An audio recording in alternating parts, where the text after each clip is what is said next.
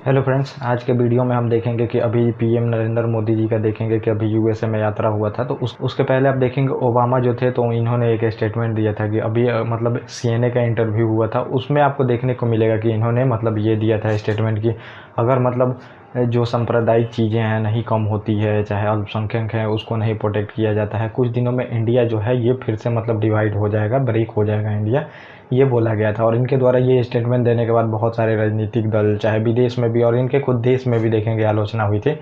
तो इसमें पूरी तरह से मैं आपको बताऊंगा आखिर में ये स्टेटमेंट दिया क्यों गया था। आपको मतलब बिल्कुल चीज़ें जड़ में पता होनी चाहिए। अगर कोई स्टेटमेंट देता है तो जड़ में पता होनी चाहिए, क्योंकि अब हमारी मानसिकता ऐसी हो गई है, समझिए कि कोई हमारी अगर बुराई करे तो हमें अच्छा लगता है, बुराई करे तो अच्छा नहीं लगता है। चाहे ये किसी को भी, किसी भी दुनिया में इंसान को आप उठा के देख लीजिए, हमेशा उसको अपनी जो है वो बुराई ही पसंद है, उसको बुराई अच्छी नहीं लगती है। तो वैसे ही किया जाता है फॉरेन पॉलिसी में। आप देखेंगे कि जो भी देश होता है हमारी बुराई करेगा तो हमें अच्छा लगता है, बुराई करेगा तो हमें अच्छा नहीं लगता। लेकिन मैं इसमें टोटल चीज़ें आपको बताऊंगा और बराक ओबामा जो है इनकी मानसिकता के बारे में बताऊंगा, क्योंकि अभी देखेंगे निर्मला सीतारमण जी ने भी इस पे मतलब पलटवार किया था। और फिर देखेंगे अभी जो राजनाथ सिंह हैं उन्होंने भी पलटवार किया था इस पर, मतलब बताया था कि अपने देश की तो ये देख नहीं सकते हैं, हमारी बताते हैं। इन्होंने इतना देखेंगे 7-8 मुस्लिम देशों पे इतना बम गिराया, उसकी बात तो ये करते नहीं है।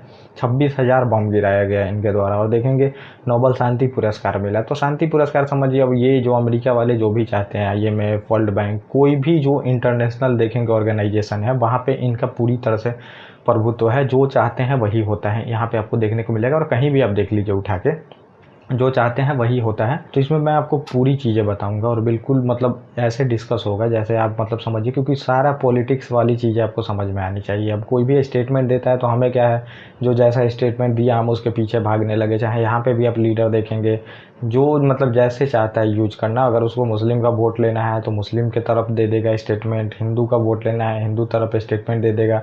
ऐसे होता है और हम उसी के तरफ ढलते जाते हैं, लेकिन हम उसके पीछे का इंटेंशन नहीं देखते हैं। तो वही हमें देखना है, कोई भी स्टेटमेंट हो या कोई भी मुद्दा हो तो उसके पीछे का इंटेंशन जानने का हमेशा कोशिश करिए, तब जाके आपको समझ में आएगी चीज़ें, तब जाके आप मतलब एक अच्छा इंसान बन पाएंगे, अच्छा नागरिक बन पाएंगे देश के। तो अब हम शुरू करते हैं अपना टॉपिक। तो अब देखिए कि मतलब इन्होंने जो स्टेटमेंट दिया है तो आपको देखने को मिलेगा जो पहले मतलब कि अभी जो सरकार में है बाइडन इसी पार्टी के थे, ये पहले 2 बार प्रेसिडेंट भी रह चुके हैं समझिए। और इन्होंने बहुत सारा कार्यकाल अपना मतलब पूरा किया है और बहुत अच्छा भी काम किया है और उसमें बहुत बुरा भी काम किया है, आपको देखने को मिलेगा।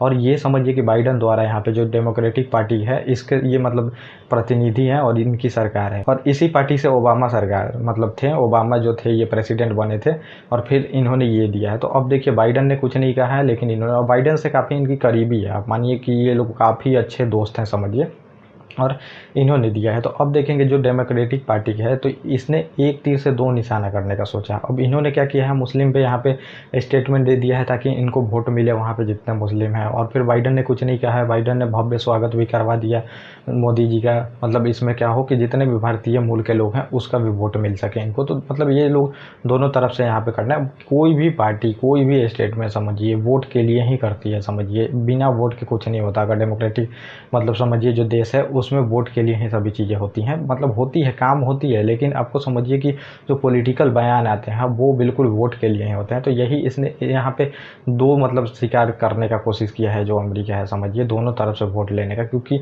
बाइडन जो है ये डायरेक्ट ये चीज़ें कह नहीं सकते थे समझिए, इस वजह से मतलब समझिए कि इन्होंने कह दिया है। और ओबामा का आप यहाँ पे देख सकते हैं डबल स्टैंड, ये अपने मतलब देश की बातें नहीं करते, जहाँ के ये मूल निवासी मतलब समझिए जहाँ के ये लोग थे।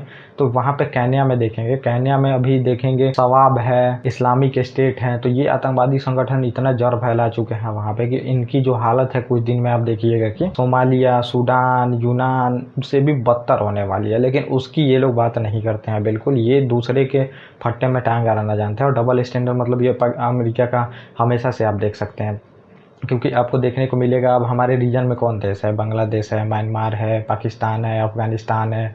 यहाँ पे देखेंगे हिंदू है, बौद्ध है, सिख धर्म वाले हैं। और ये कोई मतलब पूरे वर्ल्ड में नहीं छिपा हुआ है कि इनकी वहाँ पे क्या स्थिति है, कैसे धर्म परिवर्तन कराए जाते हैं, कितना इनको मतलब कि समझिए कि परेशानी का सामना करना पड़ता है। अभी देखेंगे उतने लोग समझिए कि शरणार्थी बन के हमारे देश में आते हैं, कहीं और जाते हैं समझिए, लेकिन ये कभी भी देखेंगे अमेरिका में कोई भी स्टेटमेंट इनके लिए नहीं आएगा। आपको देखने को मिलेगा कि इनका भी प्रोटेक्शन होना चाहिए, क्योंकि ये इस्लामिक बहुल है देश समझिए, और यहाँ पे समझिए हम हिंदू बहुल हैं, लेकिन तब भी आप देखेंगे कि थर्ड लार्जेस्ट जो पॉपुलेशन है मुस्लिम का यहाँ पे रहते हैं, और हम बहुत पीसफुली रहते हैं। ऐसा कोई नहीं है, आप मतलब होंगे, आपके भी बहुत सारे लोग होंगे, हिंदू मुस्लिम सभी दोस्त रहते हैं, बन के रहते हैं, सिख सभी रहते हैं साथ में, लेकिन ऐसा कुछ नहीं होता। लेकिन वहाँ पे देखिए ये परेशानी में है, लेकिन इन्होंने कभी भी ऐसा स्टेटमेंट जारी नहीं किया है कि वो लोग परेशानी में हैं। आपको ये देख लेगा, आप ये लार्ज जो पॉपुलेशन है उसको टारगेट करने का कोशिश करते हैं, क्योंकि मिडिल ईस्ट में देखेंगे कि पूरी तरह से मुस्लिम डोमिनेंस है। यहाँ पे इनको तेल चाहिए, सभी चीज़ चाहिए। ओआईसी जो है ये है, अब इससे भी ये दुश्मनी नहीं मोल सकते, तो इनको में मतलब ये साथ ले के चलने के लिए यहाँ पे समझते हैं कि भारत एक मतलब सॉफ्ट चीज़ें है, इसको टारगेट करके यहाँ पे स्टेटमेंट दो। और आप देखेंगे मुस्लिम कंट्रियों का भी ये देखेंगे, वीगर मुसलमानों के मुद्दे पे नहीं बोलते हैं, लेकिन बाकी सारे मुद्दे पे बोलते हैं, क्योंकि चाइना वहाँ पे देखेंगे बहुत पावरफुल है और वो सुनेगा भी नहीं समझिए। इनकी मतलब बहुत अच्छे से वहाँ पे क्लास हो जाती है, लेकिन ये लोग नहीं करते हैं। तो ये मुद्दा आपको देखने को इसमें मिलेगा। और कोई भी आपको देखने को मिलेगा जो डेमोक्रेटिक कंट्री होती है, डेमोक्रेसी जहाँ पे होती है, वहाँ पे टूटने का खतरा समझिए कम होता है। कम क्योंकि आप मतलब सरकार समझिए, सरकार से जब भी दिक्कत है, आपको इलेक्शन होगा तो जनता वहाँ पे अपना भड़ास निकाल लेती है। लेकिन अब ये स्टेटमेंट की बिल्कुल नीची मानसिकता को दिखाता है कि ये क्या सोचते हैं इंडिया के बारे में, चाहे ये लोग मतलब क्या, क्योंकि अब इनके ही देखेंगे मतलब वहाँ पे पार्टी में या फिर इनके सरकार में रह चुके लोग या फिर वहाँ पे जो एक्सपर्ट हैं, तो उनके द्वारा बताया जा रहा है कि इंडिया कभी नहीं टूटेगा, क्योंकि इतने विविधता में ये लोग साथ रह रहे हैं। तो और डेमोक्रेसी है, तो यहाँ टूटने का कोई सवाल ही नहीं पैदा नहीं होता। और यहाँ पे आपको देखने को मिलेगा मतलब यहाँ पे अभी कुछ दिन पहले जो ब्लैक और वाइट की वहाँ पे इतना मतलब समझिए कि रेसिज्म है वहाँ पे। ब्लैक वाइट को आप देखेंगे बहुत ज़्यादा दंगा भी हुआ था वहाँ पे। एक पुलिस ने समझिए कि एक ब्लैक को वहाँ पे अपने मतलब कि उसको दाब के वहाँ पे गाड़ी के पास मार दिया था। तो समझिए वहाँ पे अब इंसान अब तो हम मान लीजिए कि धर्म में, पंथ में, इतने चीज़ों में बटे हैं, फिर भी इतना पीसफुल रहते हैं। लेकिन वहाँ पे क्या है, इंसान ही है। ब्लैक वाइट का बस समझिए कि वहाँ पे मुद्दा है। तो अब ये आप देख सकते हैं कि वहाँ पे कितना रेसिज्म फैला हुआ है कि ये लोग ऐसे करते हैं, लोगों को मार दिया जाता है ब्लैक को, और बहुत ज़्यादा वहाँ पे प्रताड़ना सामना करना पड़ा। ये 250 सालों में अभी रेसिज्म को ख़त्म नहीं कर पाए हैं, और ये लोगों को ज्ञान देते हैं। आपको देखने को मिलेगा उतने लोगों को वहाँ पे मारा जाता है अमेरिका में समझिए, और यूरोप में भी इतना मतलब समझिए कि अब ये लोग इतनी बात करते हैं, लेकिन अभी तक ये लोग रेसिज्म को नहीं समाप्त कर पाए हैं वहाँ पे। और आपको यहाँ पे देखने को मिलेगा कि कुछ दिन पहले अभी यूक्रेन में युद्ध चल रहा है, तो क्या हुआ यहाँ पे, इन्होंने मतलब बहुत ज़्यादा यहाँ पे देखेंगे कि पुतिन को यहाँ पे क्रिटिसाइज़ किया। अब समझिए ये तो युद्ध चल रहा है, तो यहाँ पे अब इनको क्या किया गया, पुतिन को किया युद्ध अपराधी घोषित कर दिया गया। इंटरनेशनल जो कोर्ट है उसने वारंट निकाल दिया इनके खिलाफ में। लेकिन यहाँ पे अब देखिए इन्होंने 6-7 कंट्रियों पे समझिए बिना युद्ध के उतना बम गिराया, लगभग 26,000 बम गिराए गए, जिसमें हज़ारों जो बेकसूर लोग थे उसकी मृत्यु हुई। लेकिन इनको युद्ध अपराधी कभी घोषित नहीं किया गया। समझिए युद्ध अपराधी इनको घोषित करना चाहिए। और यहाँ पे इन्होंने क्या किया, क्योंकि मतलब इनकी सभी संगठनों पे जो मैंने बताया है कि बहुत मतलब कि अच्छा खासा पकड़ है, इस वजह से इन्होंने पुतिन को यहाँ पे युद्ध अपराधी घोषित कर दिया। जबकि युद्ध चल रहा है, 2 देश में युद्ध चल रहा है, तो यहाँ पे घोषित करा दिया। लेकिन वहाँ पे युद्ध नहीं चल रहा था तब इन्होंने 26,000 बम गिराए, तब इनको युद्ध अपराधी नहीं घोषित किया गया। और समझिए यहाँ पे इतना क्रिटिसिज्म क्यों करना मतलब झेलना पड़ रहा है, क्योंकि कभी भी आप सोसाइटी में कोई भी सुधार लेके आइएगा तो क्रिटिसिज्म यहाँ भी होगा, वर्ल्ड में भी होगा, आपको देखने को मिलेगा। तो यहाँ पे ऐसा नहीं है कि यहाँ पे नहीं हो रहा है, पूरे जो अपोजिशन है वो भी करते हैं क्रिटिसिज्म। क्योंकि कभी आप देखिए कि रेगुलेशन मतलब कि बहुत ऐतिहासिक जब चेंज होता है, जैसे सती प्रथा का चेंज हुआ था, तो उस टाइम भी बहुत लोगों ने जो रूढ़िवादी सोच के थे उन्होंने मतलब इसको चेंज करने के लिए देखेंगे कि नहीं वहाँ पे स्वीकार रहे थे, बहुत ज़्यादा वहाँ पे प्रॉब्लम हुई, तब जाके चेंज हुई।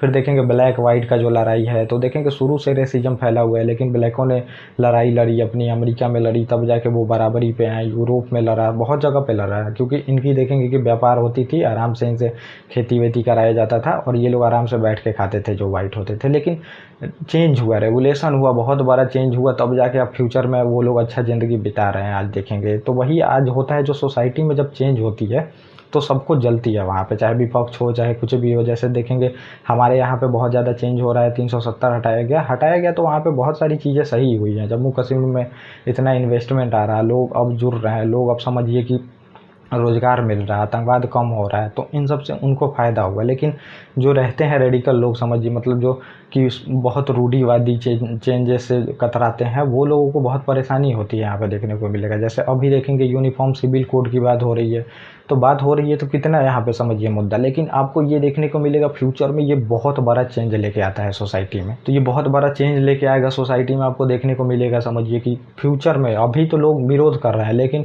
देखेंगे उस टाइम इसके लोग आदी हो जाएंगे, इसमें जीना सीख जाएंगे, और सीख जाएंगे समझिए बहुत बड़ा चेंज आता है। तो ऐसे ही मतलब जब भी सुधार होता है तो एक तो पूरे विश्व में भी लोगों को परेशानी होती है समझिए, क्योंकि वो नहीं चाहते ये चेंज होकर आगे बढ़ सके, और यहाँ पे भी जो लोग होते हैं उनको भी दिक्कत होती है, वो भी नहीं चाहते हैं कि चेंज हो और ये आगे बढ़े, लेकिन होती है। सती प्रथा से महिलाओं की स्थिति कितनी अच्छी हुई। अब समझिए वो प्रथा आज चलती तो आज पब्लिक खुद सपोर्ट नहीं करती, खुद ही नहीं एक्सेप्ट करती पब्लिक, लेकिन उस टाइम पब्लिक सपोर्ट कर रही थी, क्योंकि उस टाइम समझिए अलग मान्यता थी। लेकिन हमें चेंज लाना पड़ता है सोसाइटी में, और ये बहुत बड़ा इम्पैक्ट पैदा करता है। जैसे यूनिफॉर्म सिविल कोड के लिए नहीं लोग तैयार है, लेकिन जब ये चेंज हो जाएगा तो इसके लोग आदी हो जाएंगे, यही लोगों को अच्छा लगेगा और ये सोसाइटी के लिए अच्छा होगा। चाहे बहुत सारी चीज़ें हैं जो कि मतलब सुधार होती हैं तो लोगों को पसंद नहीं होता है, तो यही होता है, यही लोग चाह रहे हैं मतलब कि वर्ल्ड में भी आप देखेंगे अब इतना सारा सुधार हो रहा है, तो बहुत ज़्यादा लोगों को दिक्कत है वहाँ पे, और वो लोग तोड़ना चाहते हैं। अब इंडिया एक स्टेबल देखेंगे कि सरकार है, समझिए स्टेबल एक देश है, ग्रोथ बन रहा है, और पूरा वर्ल्ड पावर बनने की तरफ हम अग्रसर हैं। तो इन सब के वजह से हो क्या रहा है, पूरे वर्ल्ड की देखेंगे कि परेशानी यहाँ पे लोग चाहते हैं कि यहाँ पे ये दिक्कत हो। और ये आज नहीं है, ये वेस्टर्न फिलोसफी पहले से ही आप देखेंगे, ये डिवाइड एंड रूल की पॉलिसी हमेशा से अपनाते हैं समझिए। इन्होंने समझिए ऐसा नहीं है कि डिवाइड रूल से इंडिया बटा था, तो समझिए इन्हीं का हाथ है, क्योंकि अगर इंडिया समझिए साथ में होता है, इतने जो आसपास के रीजन के जो बांग्लादेश बना, पाकिस्तान बना, अगर ये साथ में होते तो समझिए कितनी बड़ी ग्लोबल पावर अभी बन के उभरे होते। तो ये नहीं चाहते थे, और इसीलिए पाकिस्तान को सपोर्ट ये करते हैं, ताकि बार बार मतलब कि पाकिस्तान जो है इंडिया पे लगाम रखे।